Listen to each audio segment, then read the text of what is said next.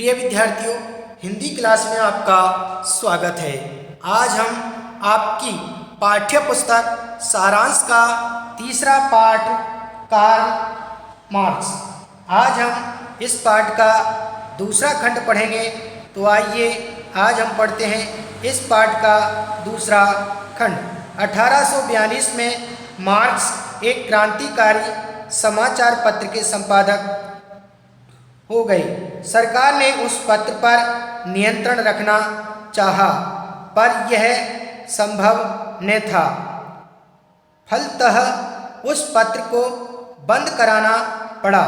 1843 में मार्क्स ने अपनी बचपन की मित्र जेनी फान वेस्टफालेन से विवाह कर लिया। 1844 में मार्क्स की भेंट पेरिस में एक युवक से हुई जिसका नाम फ्रेडरिक एंगेल्स था। मार्क्स के साथ उसकी भेंट ने उसकी दिशा बदल दी।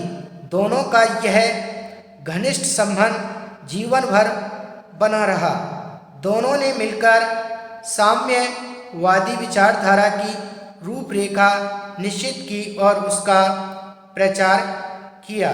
यदि आपसे पूछा जाए 1844 में मार्क्स की भेंट किससे हुई, इस भेंट का उसके जीवन पर क्या प्रभाव पड़ा, तो आप क्या उत्तर देंगे?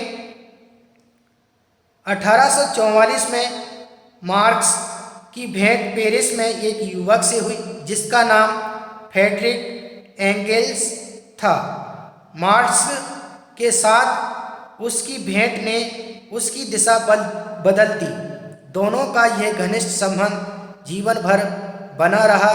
दोनों ने मिलकर साम्यवादी विचारधारा की रूपरेखा निश्चित की और उसका प्रचार किया। इसी तरीके से आगे बढ़ते हैं।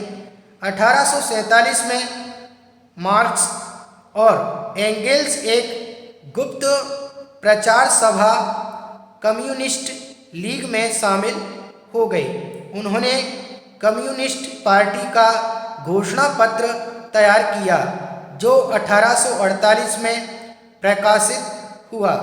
यह घोषणा पत्र साम्यवादी देशों में बहुत लोकप्रिय हुआ। इसमें संसार की एक नई कल्पना उपस्थित की गई।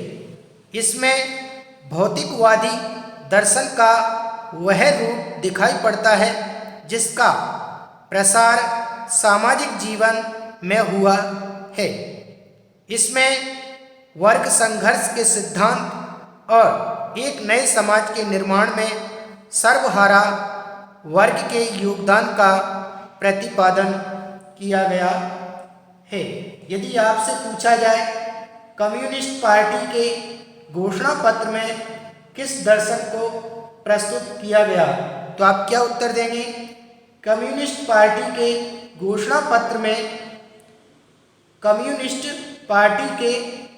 पत्र में भौतिकवादी दर्शन का वह रूप दिखाई पड़ता है, यानी कि भौतिकवादी दर्शन को सम्मिलित किया गया जिसका प्रसार सामाजिक जीवन में बहुत हुआ। इसमें वर्ग संघर्ष के सिद्धांत और एक नए समाज के निर्माण में सर्वहारा वर्ग के योगदान का प्रतिपादन भी किया गया। इस तरीके से आज हमने इस दूसरे खंड का विधिवत रूप से विस्तार पूर्वक अध्ययन कर लिया है। आप भी घर पर इसे 1-2 बार पढ़ें और इस खंड में जो भी प्रश्न पूछे गए हैं आप उन्हें उत्तर सहित अपनी उत्तर पुस्तिका में लिपिबद्ध करें ताकि आपकी परीक्षाओं में इनसे संबंधित प्रश्न पूछे जाते हैं तो आप बड़ी सरलता और सुगमता के साथ उनका उत्तर दे सकते हैं। आज के लिए इतना ही, शेष कल पढ़ेंगे। Thank you.